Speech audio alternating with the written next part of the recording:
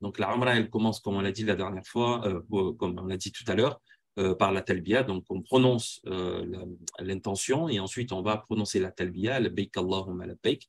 Donc, on répond à l'appel d'Allah subhanahu wa ta'ala. On prononce cette talbiya autant que possible. Voilà, on n'est pas obligé de le dire de manière continue. On se repose de temps en temps et on le prononce jusqu'à voir la Kaaba. Ensuite, bien, on arrive à la mosquée sacrée. Qu'est-ce que l'on fait? Bien, on entre. Il y a une manière d'entrer dans la mosquée avec le pied droit, avec une invocation. Vous l'avez sur le slide. Par souci de temps, on va essayer d'avancer, mais c'est quelque chose que vous pourrez retrouver bien facilement dans des ouvrages, notamment la citadelle du musulman. Ensuite, il y a une invocation, il faut le savoir. Lorsque l'on voit notamment la première fois la Kaaba, encore une fois, vous trouverez cette invocation bien, dans l'ouvrage La citadelle du musulman. Et toutes ces invocations que vous voyez là, c'est une moyenne de prendre considération ou prendre conscience de l'importance de ce que l'on fait, l'importance des lieux qu'on s'apprête justement à pénétrer.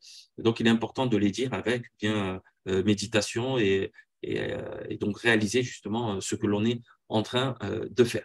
Alors, une fois entré à la mosquée, on va commencer le tawaf. Donc, la première chose à faire, la première étape à faire, c'est de commencer le tawaf. Le tawaf qui est le fait de tourner 7 fois autour de la Kaaba. Donc, on commence par mettre en attention, on commence par la pierre noire.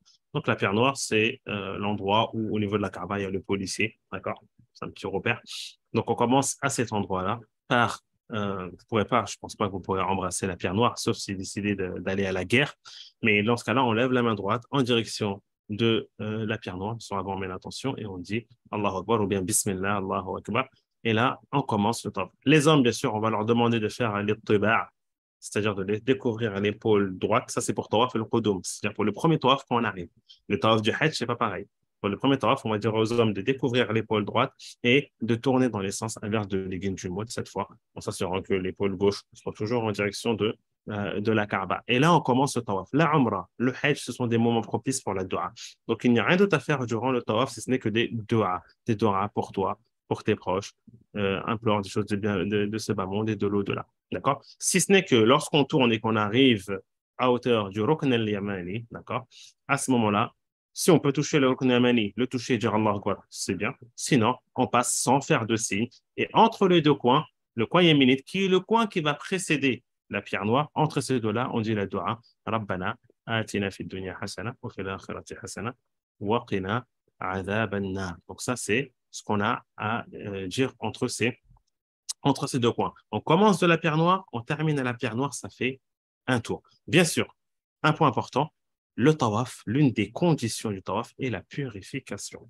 Donc, avant de descendre, avant d'aller au tawaf, prenez le temps de faire vos ablutions quand vous serez à l'hôtel ou dans votre lieu de résidence. Faites les ablutions. Si vous arrivez à la mosquée sacrée, que vous avez besoin de refaire les ablutions, refaites-les avant de commencer. Et ensuite, vous faites le tawaf. Vous vous assurez d'avoir les ablutions.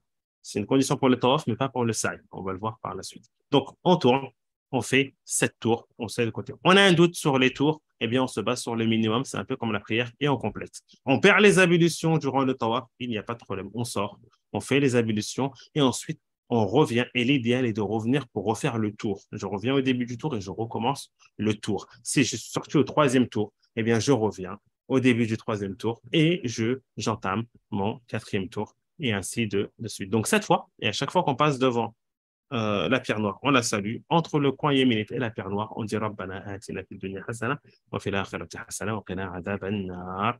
Après avoir terminé cela, on a en soi terminé le tawaf. Donc le ram, qui est une marche rapide à pas rapprocher, qui est uniquement pour les hommes, concerne les 3 premiers tours. C'est une marche un peu rapide, comme ça, si tu peux le faire. S'il y a du monde, tu le délaisses, tu ne vas pas faire cette sunna et au risque, au péril de déranger tes frères et tes sœurs.